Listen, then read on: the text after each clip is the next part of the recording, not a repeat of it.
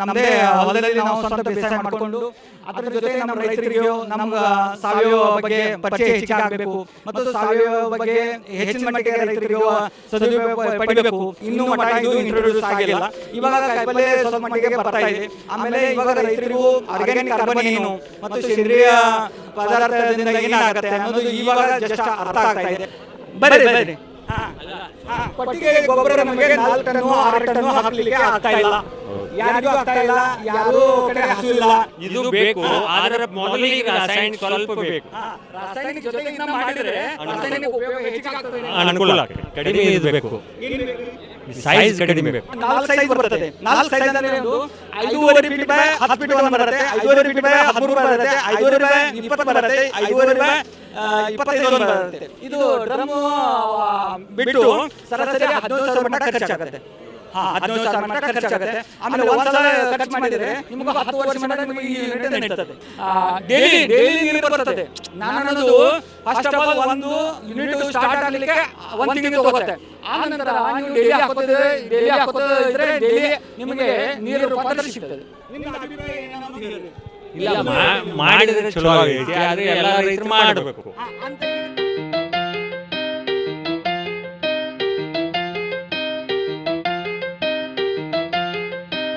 ನನ್ನ ಹೆಸರು ದೇವೇಂದ್ರ ಎಸ್ ಪಾಟೀಲ್ ಅಂತ. ನಾನು ಬಿ ಎಸ್ ಸಿದಲ್ಲಿ ಅಗ್ರಿಕಲ್ಚರ್ದಲ್ಲಿ ಬಿ ಎಸ್ ಸಿ ಮಾಡಿಕೊಂಡು ಇವಾಗ ನಾನು ಸನ್ಮತಿ ಅಗ್ರೋ ಏಜೆನ್ಸಿ ಅಂತ ನನ್ನ ಸ್ವಂತವಾಗಿ ಫರ್ಮ್ ನಡೆಸ್ತಾ ಇರೋದು.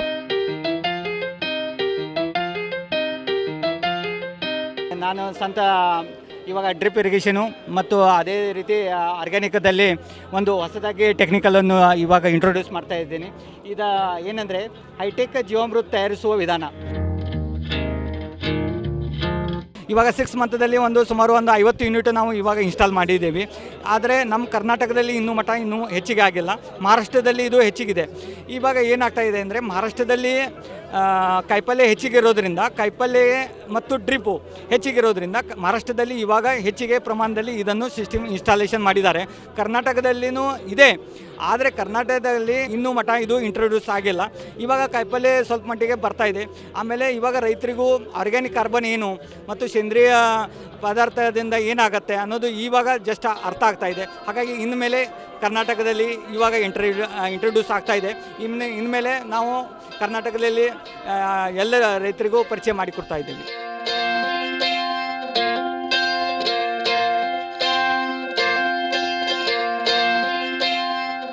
ಮೇನ್ ಅಂದರೆ ಆರ್ಗ್ಯಾನಿಕ್ ಮಾಡಲಿಕ್ಕೆ ಬೇಕಾಗಿರೋದು ವೇಸ್ಟ್ ಮೆಟೀರಿಯಲನ್ನು ಡಿಕಂಪೋಸಿಷನ್ ಮಾಡಬೇಕಾಗತ್ತೆ. ವೇಸ್ಟ್ ಮೆಟೀರಿಯಲು ಎಷ್ಟೋ ನಮ್ಮ ಕಡೆ ಇದೆ, ಸಿಕ್ಕಾಪಟ್ಟೆ ವೇಸ್ಟ್ ಮೆಟೀರಿಯಲ್ ಇದೆ. ಕಾಯಿಪಲ್ಲೆ ಸಿಗುತ್ತೆ, ಎಲ್ಲ ರೀತಿಯ ವೇಸ್ಟ್ ಮೆಟೀರಿಯಲ್ ನಮ್ಮ ಕಡೆ ಇದ್ದೇ ಇರುತ್ತೆ. ಆದರೆ ವೇಸ್ಟ್ ಮೆಟೀರಿಯಲನ್ನು ಅದನ್ನು ರೂಪಾಂತರ ಮಾಡಲಿಕ್ಕೆ ಅಂದರೆ ಅದನ್ನು ಡಿಕಂಪೋಸಿಷನ್ ಮಾಡಲಿಕ್ಕೆ ಯಾವುದಾದ್ರೂ ಒಂದು ವಿಧಾನ ಬೇಕು. ಅದಕ್ಕೆ ನಾವು ಇವಾಗ ಜೀವಾಮೃತ ತಯಾರಿಸುವ ವಿಧಾನವನ್ನು ನಿಮ್ಗೆ ನಾನು ಜಸ್ಟ್ ಇವಾಗ ಇದು ಮಾಡ್ತಾ ಇದ್ದೇನೆ.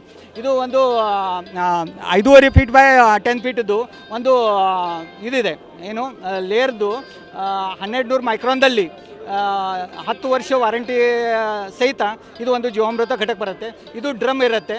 ಇದರಲ್ಲಿ ನಾವು ಏನು ಮಾಡಬೇಕಿದೆ, ಇದರಲ್ಲಿ ಸಗಣಿ ಕಲಿಸೋದಿದೆ ಮತ್ತು ಸಗಣಿ ಕಲಿಸ್ಕೊಂಡು ಇದರಲ್ಲಿ ಯಾವುದೇ ರೀತಿಯ ವೇಸ್ಟ್ ಮೆಟೀರಿಯಲನ್ನು ನಾವು ಇದರಲ್ಲಿ ಕಲಿಸ್ಕೊಂಡು ಇದರಲ್ಲಿ ವೇಸ್ಟ್ ಮೆಟೀರಿಯಲ್ ಬಿಡಬೇಕಿದೆ. ಇದರಲ್ಲಿ ವೇಸ್ಟ್ ಮೆಟೀರಿಯಲ್ ಬಿಟ್ಟಿದ್ದು ನಂತರ ಎಷ್ಟಂದರೆ 15 ದಿವಸದಲ್ಲಿ ಏನಾಗುತ್ತೆ ಅಂದರೆ ಇದರಲ್ಲಿ ಔಟ್ಲೆಟ್ ಇದೆ. ಔಟ್ಲೆಟ್ ಮುಖಾಂತರ ನಮಗೆ ಏನಾಗುತ್ತೆ, ನೀರಲ್ಲಿ ರೂಪಾಂತರ ಹೊಂದ್ತದೆ.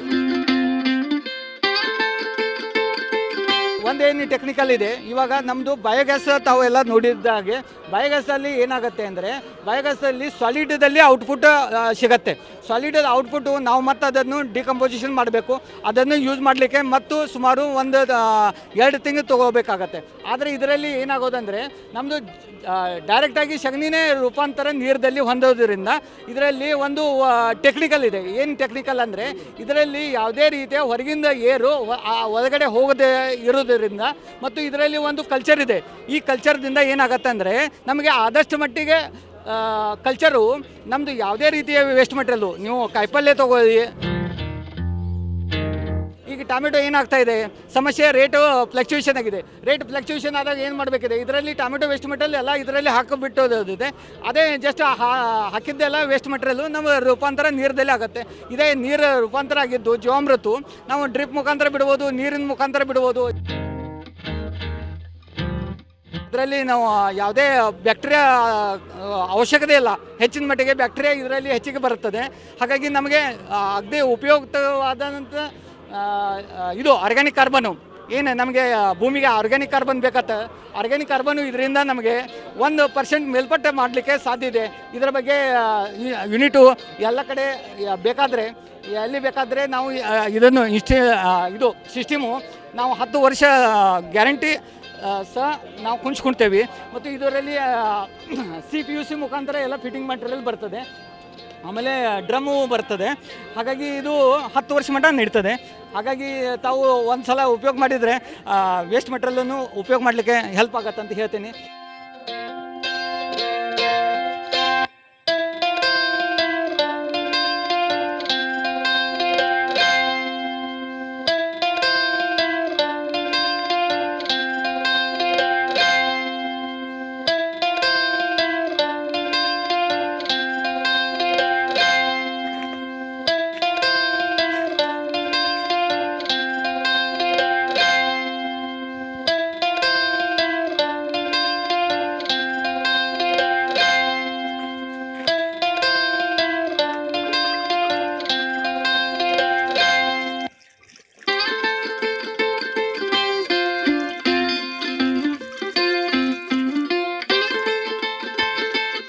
ಇವಾಗ ಒಂದು ತಮಗೆ ಹೇಳ್ತೀನಿ, ಒಂದೇ ಹಸು ಇದ್ದರೆ ಯಾವುದೇ ದೇಶಿ ಇರಲಿ ಅಥವಾ ಯಾವುದೇ ಇರಲಿ, ಆ ಒಂದು ಹಸುದಿಂದ ಸುಮಾರು 8 ಎಕರೆ ನಾವು ಬೇಸಾಯ ಮಾಡ್ಬೋದು.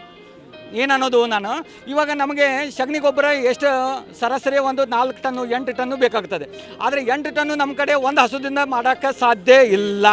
ಹಾಗಾಗಿ ನಾವೇನು ಮಾಡಬೇಕಿದೆ, ಇದರಲ್ಲಿ ಒಂದೇ ಹಸು ಅಂದರೆ ಏನು ಸರಾಸರಿ ಎಷ್ಟು 30 kg ಸಿಗ್ಬೋದು ಅಷ್ಟೇ, 25-30 kg ಸಿಗ್ಬೋದು. 20 kg ನಾವು ಇದರಲ್ಲಿ ಸಗಣಿ ಹಾಕೋದಿದೆ. ಉಳ್ಕಿದ್ದು ನಿಮ್ಮದು ಮನೆಯೊಳಗೆ ಏನು ವೇಸ್ಟ್ ಆಗುತ್ತೆ, ಏನು ವೇಸ್ಟ್ ಆಗಿದ್ರೆ ಭಾಜಿ ಆಗಲಿ ಏನು ವೇಸ್ಟ್ ಆಗಿದ್ರೂ ಇದರಲ್ಲಿ ಹೋಗ್ತದೆ. ಇದರಲ್ಲಿ ಹೋಗೋದ್ರಿಂದ ಏನಾಗುತ್ತೆ, ಇದರಲ್ಲಿ ಒಂದು ಕಲ್ಚರ್ ಇದೆ.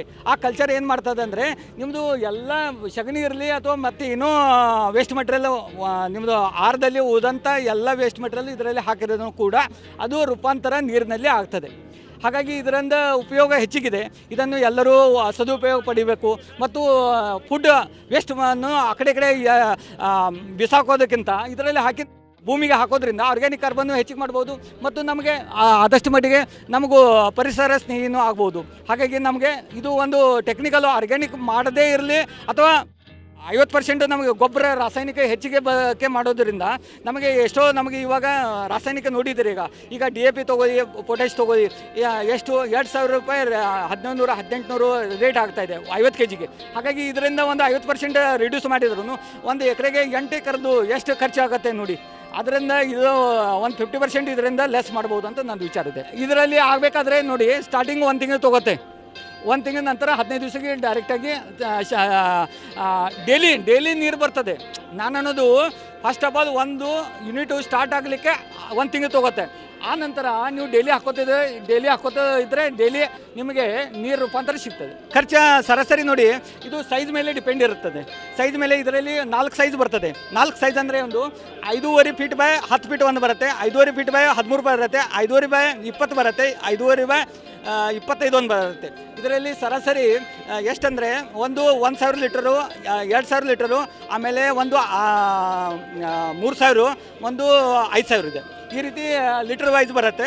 ಆಮೇಲೆ ಇದರಲ್ಲಿ ಹೆಚ್ಚಿಗೆ ಕ್ಯಾಪಾಸಿಟಿ ಆತಂದರೆ ತಾವು ಹೆಚ್ಚಿಗೆ ವೇಸ್ಟ್ ಮೆಟೀರಿಯಲ್ ಇದರಲ್ಲಿ ಹಾಕಬೇಕಿದೆ. ಇಷ್ಟೇ. ಕಡಿಮೆ ಅಂದರೆ ನಾನು ಅನ್ನೋದು ಬರ್ರಿ ಹಾಂ ಅಲ್ಲ, ಕಡಿಮೆ ಇದು ಬೇಕು. ಏನು ಬೇಕು ರೀ? ಸೈಜ್ ಕಡಿಮೆ ಬೇಕು. ಸೈಜ್ ಕಡಿಮೆ ಅಂದರೆ ನಾನು ಹೇಳಬೇಕಂದ್ರೆ ಇದರಲ್ಲಿ ಏನಿರುತ್ತೆ ಹೇಳ್ತೀನಿ. ಇವಾಗ 10 ಫೀಟ್ ಅಂದರೆ ಬೇಕೇ ಬೇಕು, ಒಂದೇ ಮಾತು. ಮತ್ತು 10 ಫೀಟ್ ಅಂದರೆ 1,000 ಲೀಟರ್ ನೀರಿಗೆ ಹಿಡಿಸ್ತದೆ. ಹಾಗಾಗಿ 10 ಫೀಟದ್ದು ತಾವು ಸ್ಟಾರ್ಟಿಂಗ್ ಮಾಡಲಿಕ್ಕೆ ಅನುಕೂಲ ಇದೆ. ಹಾಗಾಗಿ ಮತ್ತೊಂದೇನಿದೆ, ಇದು ಸ್ಟ್ರಕ್ಚರ್ ಏನಿದೆ, ಇವಾಗ ನೋಡಿ ನಿಮಗೆ ವೇಸ್ಟ್ ಮೆಟೀರಿಯಲ್ ಕಡಿಮೆ ಬಿತ್ತ ತಿಳ್ಕೊಳ್ಳಿ ಕೆಲವು ದಿವಸ. ಇದು ಏನಾಗುತ್ತೆ, ಇದರಲ್ಲಿ ತನ್ನಿಂತಾನೇ ಇದರಲ್ಲಿ ಏರ್ ಕ್ರಿಯೇಟ್ ಆಗೋದಲ್ಲ, ಕ್ರಿಯೇಟ್ ಆಗದೆ ಇದು ಸ್ವಲ್ಪ ಸಣ್ಣದಾಗ್ತದೆ. ಯಾವಾಗ ನಿಮ್ಗೆ ಇದರಲ್ಲಿ ವ್ಯಾಕ್ಯೂಮ್ ಕ್ರಿಯೇಟ್ ಆಗುತ್ತೆ ಅದು ಉಬ್ಬುತ್ತದೆ. ಅದು ತನ್ನಿಂತಾನೇ ಇದರಲ್ಲಿ ಒಂದು ಸಿಸ್ಟಮ್ ಏನು ಮಾಡಿದ್ದೇವೆ ಅಂದರೆ ಇದರಲ್ಲಿ ಆದಂಥ ಏರ್ ಕ್ರಿಯೇಷನು ತನ್ನಿಂತಾನೇ ಓಪನ್ ಆಗಿ ಹೊರಗೆ ಹೋಗ್ತದೆ. ಹಾಗಾಗಿ ಇದರಲ್ಲಿ ಹೊರಗಿನ ಏರ್ ಇದರಲ್ಲಿ ಬರಲ್ಲ. ಇದು ಒಂದು ಅಡ್ವಾಂಟೇಜಸ್ ಇದರದ್ದು ಅಂದರೆ ಹೊರಗಿನ ಏರು ಒಳಗಡೆ ಇದರಲ್ಲಿ ಹೋಗಲ್ಲ. ಹಾಗಾಗಿ ಇದರದ್ದು ಕೆಪಾಸಿಟಿ ಮತ್ತು ಇದರದ್ದು ಯೂನಿಟ್ದು ಉಪಯೋಗ ಫಾಸ್ಟ್ ಆಗ್ತದೆ. ಹಾಗಾಗಿ ಕಾಸ್ಟ್ ಇದು ಸರಾಸರಿ ನೋಡಿ, ಇದು ಡ್ರಮ್ಮು ಬಿಟ್ಟು ಸರಾಸರಿ 15,000 ಮಟ್ಟ ಖರ್ಚಾಗುತ್ತೆ. ಹಾಂ, 15,000 ಮಟ್ಟ ಖರ್ಚಾಗುತ್ತೆ. ಆಮೇಲೆ ಒಂದು ಸಲ ಖರ್ಚು ಮಾಡಿದರೆ ನಿಮಗೆ 10 ವರ್ಷ ಮಟ್ಟ ನಿಮಗೆ ಈ ಯೂನಿಟ್ ನಡೀತದೆ. ಹಾಗಾಗಿ ನಿಮಗೆ ಇದು ಅದೇ ಬೆನಿಫಿಟ್ ಅಂದರೆ ಆರ್ಗ್ಯಾನಿಕ್ ಮಾಡಿರಿ ಅಥವಾ ಮಾಡದೇ ಇರಲಿ, ಆದರೆ ಮಾತ್ರ ನಮಗೆ ಇದ್ದಿದ್ದ ವೇಸ್ಟ್ ಮಟೀರಿಯಲ್ಲು ಉಪಯೋಗ ಮಾಡಿದರೆ ನಮಗೆ ಆ ರಾಸಾಯನಿಕದಲ್ಲಿ ಒಂದು 5% ಕಮ್ಮಿ ಮಾಡಬಹುದು. 17,000 ನಿಮ್ದು ಅಭಿಪ್ರಾಯ ಏನನ್ನೋದು ಹೇಳ್ರಿ. ಇಲ್ಲ, ಮಾಡಿದರೆ ಚಲೋ ಆಗೈತಿ, ಆದರೆ ಎಲ್ಲ ರೈತರು ಮಾಡಬೇಕು ಅಂತ ಈಗ ನಾ ಹೇಳ್ತೀರಿ, ರಾಸಾಯನಿಕ ಬಳಸಬೇಕು, ಇದ್ರ ಜೊತೆ ರಾಸಾಯನಿಕ ಬಳಸೋದು ಚಲೋ ರೀ. ಇಲ್ಲ, ರಾಸಾಯನಿಕ ಒಂದು ಸ್ವಲ್ಪರೇ ಕೊಡಬೇಕು, ಇಲ್ದಿರ ಏನಾಗಂಗಿಲ್ಲ. ರೀ ರಾಸಾಯನಿಕ ಉಪಯೋಗ ಮಾಡ್ಲಿಕ್ಕೆ ಇದು ಬೇಕಾ ಬೇಡ ಅಂತಾರೆ. ಇದು ಬೇಕು, ಆದ್ರೆ ಮೊದಲಿಗೆ ರಾಸಾಯನಿಕ ಸ್ವಲ್ಪ ಬೇಕು. ರಾಸಾಯನಿಕ ಜೊತೆ ಇದನ್ನ ಮಾಡಿದ್ರೆ ರಾಸಾಯನಿಕ ಉಪಯೋಗ ಹೆಚ್ಚಿಗೆ ಆಗ್ತದೆ, ಅನುಕೂಲ ಆಗ್ತದೆ. ದಯಾನಂದ ಪಾಟೀಲ್ ಯಾವ್ರಿ? ಕಮ್ತನಟ್ಟಿ ಕಬ್ಬು ಇದೆನಾ? Okay okay. ಮತ್ತು ಬೇರೆ ಯಾವುದೋ ಮಾಡ್ತಾರೆ? ಯಾವುದು ಮಾಡ್ತೀವಿ, ಈ ವರ್ಷ ಇಲ್ಲ. Okay okay. ಅಂದರೆ ಕಬ್ಬಿಗೆ ನೀವು ಸರಾಸರಿ ಏನು ಅನ್ನೋದಿದೆ, ಈ ನಿಮ್ಗೆ ಒಂದೇನು ಟೆಕ್ನಿಕಲ್ ಹೇಳ್ತೀನಿ. ಒಂದು ಆರ್ಗ್ಯಾನಿಕ್ ಕಾರ್ಬನ್ ಅಂದರೆ ಸೇಂದ್ರಿಯ ಕರ್ಬ್ ಅಂತ ಇರ್ತದೆ. ಸೇಂದ್ರಿಯ ಕರ್ಬ್, ಆ ಸೇಂದ್ರಿಯ ಕರ್ಬು ನಮಗೆ ಎದರಿಂದ ಸಿಗತ್ತೆ ಅಂದರೆ ಕೊಟ್ಟಿಗೆ ಗೊಬ್ಬರದಿಂದ ಸಿಗತ್ತೆ. ಹಾಗಾಗಿ ಕೊಟ್ಟಿಗೆ ಗೊಬ್ಬರ ನಮಗೆ 4 ಟನ್ನು 6 ಟನ್ನು ಹಾಕಲಿಕ್ಕೆ ಆಗ್ತಾ ಇಲ್ಲ, ಯಾರಿಗೂ ಆಗ್ತಾ ಇಲ್ಲ, ಯಾರೂ ಕಡೆ ಹಸು ಇಲ್ಲ. ಹಾಗಾಗಿ ನಮ್ಮ ಕಡೆ ಒಂದು ಹಸು ಇದ್ರೂ ಕೂಡ ಇದರಲ್ಲಿ ಏನು ಮಾಡ್ಬೋದು, ಇದರ ಸಗಣಿಯನ್ನು ಇದರಲ್ಲಿ ಹಾಕಿ ಅದನ್ನು ನೀವು ಏನು ಮಾಡ್ಬೋದು, ರೂಪಾಂತರ ಮಾಡಿಕೊಂಡು ಅದನ್ನ ಇದಕ್ಕೆ ಈಗ ನಾವು ಬ್ಯಾರಲ್ದೊಳಗೆ ಸಗಣಿ ಹಾಕಬೇಕು. ಹೌದು, ಬ್ಯಾರಲಲ್ಲಿ ಸಗಣಿ ಹಾಕೊಂಡು ಕಲ್ಸ್ಕೊಂಡು ಬಿಡೋದಿದೆ, ಇಷ್ಟೇ ಇದೆ, ಮತ್ತೊಂದಿನ ಮತ್ತೇನು ನೀರಿಲ್ಲ. ಏನು ಅದ್ರ ಜೊತೆ ನೀರು ಕಲಿಸಿದ್ದು ಅದೇ ತನ್ನಿಂದ ತಾನೇ ಅದಲ್ಲಿ ಹೋಗುತ್ತದೆ. ಆಮೇಲೆ ಅದು ಹಾಲು ಸಿಸ್ಟಮ್ ಇದೆ. ಈಗ ಹಾಲು ಸಿಸ್ಟಮ್ ಬಂದ್ ಮಾಡಿದರೆ ತನ್ನಿಂದ ತಾನೇ ಏನಾಗುತ್ತೆ, ಅಲ್ಲಿ ಪ್ಯಾಕ್ ಆಗುತ್ತೆ, ಇದರಲ್ಲಿ ತನ್ನಿಂದ ತಾನೇ ತಯಾರಾಗುತ್ತೆ. ಇದರಲ್ಲಿ ಒಂದು ಏನಾಗಿದೆ, ಇದರಲ್ಲಿ ಎಲ್ಲ ಪ್ರಕಾರದ ನಾವು ಇದರಲ್ಲಿ ಜೀವಾಣು ಕೊಟ್ಟಿರ್ತೀವಿ. ಹಾಗಾಗಿ ಏನಾಗುತ್ತೆ, ತನ್ನಿಂದ ತಾನೇ ಜೀವಾಣು ಎಲ್ಲ ಕೆಲಸ ಮಾಡ್ತದೆ. Okay okay. ಒಂದ್ಸಲ ಬಳಸ್ರಿ, ಇದರ ಉಪಯೋಗ ಪಡೀರಿ. ಇದು ಎಲ್ಲಿರಿ? ಇದು ನಮ್ಮ ಕಡೆ ಸಿಗತ್ತೆ. ಯಾವರು? ನಮ್ಮ ಕಡೆ ಇದು ಸಂಬಂಧಿ ಅಗ್ರೋ ಏಜೆನ್ಸಿ ಅಂತ ನಮ್ದು ಫಾರ್ಮ್ ಇದೆ. ಎಲ್ಲಿ? ಇದು ಇದರಲ್ಲಿ ಏನಂದ್ರೆ ಯಾವ್ರಿಗೆ ನಂಬರ್ ಇದೆ, ಸದಲ್ಗ ಅಂತ ಇದೆ. ಹೌದು. ಆಮೇಲೆ ಇಲ್ಲಿ ನಂಬರ್ ಕೊಟ್ಟಿದ್ದೀನಿ, 9632190838 ಅಂತಿದೆ ನೋಡಿ. Okay sir, thank you.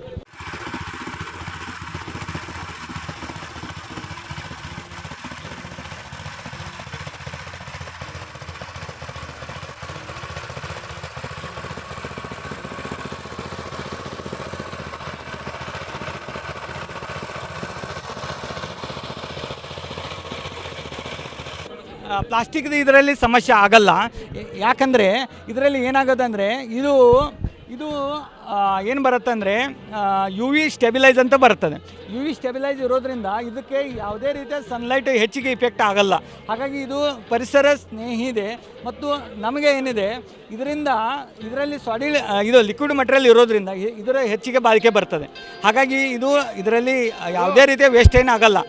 10 ವರ್ಷ ಆದ ನಂತರ ಇದು ಬಳಕೆ ಅಂದರೆ ತನ್ನಿಂದ ತಾನೇ ಕರಿಗೆ ಹೋದ್ರೂ ನಮಗೆ ಏನು ಅಷ್ಟೊಂದು ಪರಿಸರಕ್ಕೆ ಇಫೆಕ್ಟ್ ಆಗಲ್ಲ. ಅಂದರೆ ಇದನ್ನು ನಾವು ಏನು ಮಾಡ್ಬೋದಂದರೆ, ಇವಾಗ ಸಪೋಸು ಒಂದು 10 ವರ್ಷ ಆಗಲಿ, ಎಷ್ಟೋ ವರ್ಷ ಆದ್ರೂ ಕೂಡ ಇದನ್ನು ಸಪೋಸು ಎಲ್ಲಾದರೂ ಪಂಕ್ಚರ್ ಆದರೆ ಅಥವಾ ಎಲ್ಲಾದರೂ ಲೀಕೇಜ್ ಆದರೆ ಇದನ್ನು ನಾವು ಏನು ಮಾಡ್ತೀವಿ ಅಂದರೆ, ಕಂಪ್ನಿದವ್ರ ಕಡೆಯಿಂದ ಅಥವಾ ನಾವೇ ತಮಗೆ ಪಂಕ್ಚರ್ ತೆಗಿಲಿಕ್ಕೆ ನಾವು ಸಾಮಗ್ರಿಯನ್ನು ಕೊಡ್ತೀವಿ. ಜೊತೆ ಇದು ಡ್ಯಾಮೇಜ್ ಹೆಚ್ಚಿಗೆ ಆದರೆ ಇದನ್ನು ರೀಸೈಕ್ಲಿಂಗ್ ಮಾಡಲಿಕ್ಕೆ ನಾವು ಇದನ್ನು ಫ್ಯಾಕ್ಟ್ರಿಗೆ ತೊಗೊಂಡು ಮತ್ತು ರೀಸೈಕ್ಲಿಂಗ್ ಮಾಡಿ ತಮಗೆ ಕೊಡ್ತೀವಿ. ಎಲ್ಲರ ಕಡೆ ಅಂತೂ ಹಸು ಇರಲ್ಲ, ಕರೆಕ್ಟ್ ಇದೆ, ಇದು ಒಂದು ಸತ್ಯವಾದ ಸಂಗತಿ ಇದೆ. ಎಲ್ಲರ ಕಡೆ ಹಸು ಇಲ್ಲದೆ ಕಾರಣಕ್ಕೆ ನಾವೇನು ಮಾಡಬೇಕಂದ್ರೆ, ಇವಾಗ ಯಾವುದಾದ್ರೂ ಒಂದು ಸಂಘ ಸಂಸ್ಥೆ ಅಥವಾ ಏನಾದರೂ ಇರುತ್ತೆ. ಆ ಒಂದೊಂದು ಸಂಘದಲ್ಲಿ ಸುಮಾರು ರೈತರು ಇರ್ತಾರೆ. ಆ ಸಂಘದಲ್ಲಿ ಇಂಥದ್ದು ಒಂದು ಸೊಸೈಟಿ ಆಗಲಿ, PKPS ಆಗಲಿ, ಯಾವುದೇ ರೀತಿಯ ಸೊಸೈಟಿದಲ್ಲಿ ಒಂದು 5 ಸಿಸ್ಟಮನ್ನು ಕುಣಿಸಿದರೆ ಆ 5 ಸಿಸ್ಟಮ್ದಲ್ಲಿ ಏನು ಖರ್ಚು ಇರುತ್ತೆ ಎಲ್ಲ PKPS ಅಥವಾ ಸೊಸೈಟಿದವರು ಮಾಡಿಕೊಂಡು ಅಲ್ಲಿ ರೈತರಿಗೆ